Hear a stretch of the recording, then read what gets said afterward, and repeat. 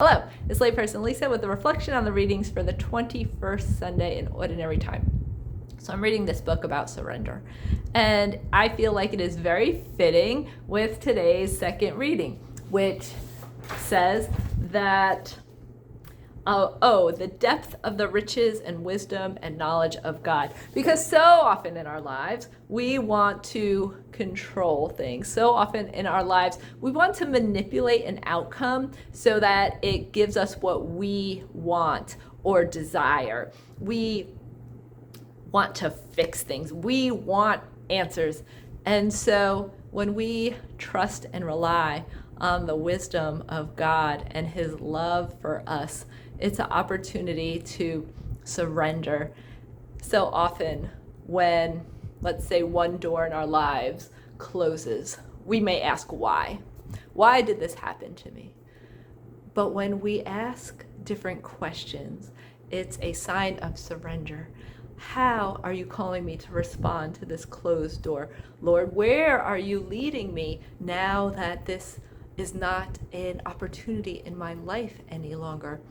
How are you calling me to grow in virtue so that I may have patience and perseverance and endurance in knowing your will for me? Lord, help me to trust your will. Help me to surrender to the outcomes that I desire and to surrender to where you are calling me. And when to develop this deeper virtue of surrender, it takes, guess what? Prayer. Prayer is how we develop a deeper interiority, a deeper interiority, so that our heart desires what God wills for us. And so it's an opportunity for us to spend time with him, to grow in deeper intimacy with him, to grow in deeper relationship with him, so that we can more clearly hear his voice.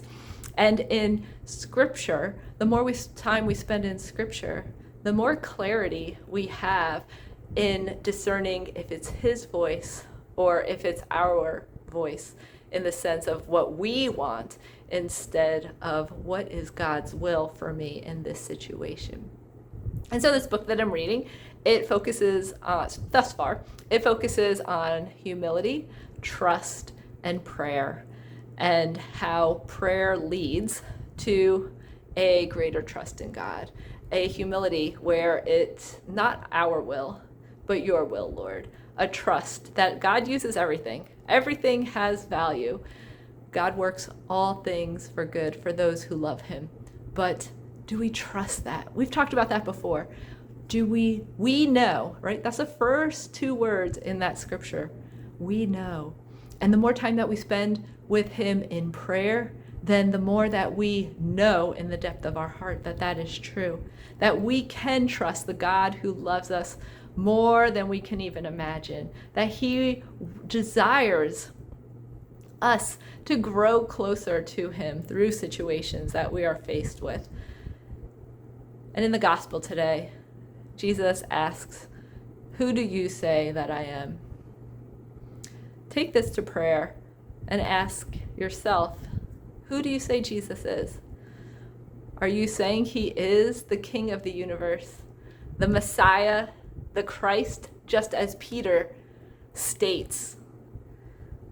Because when we can say that with confidence, then that's a sign that we trust that Jesus is the one who we can rely on, the one that we can trust in, the one that we can surrender everything to, the one that carries us through the fire, through the struggles, through the trials, but to have that confidence that he is always there with us. And so take what you need to surrender to prayer, and instead of asking why, ask God how, and ask Jesus to carry you, because he is the Messiah, the Christ.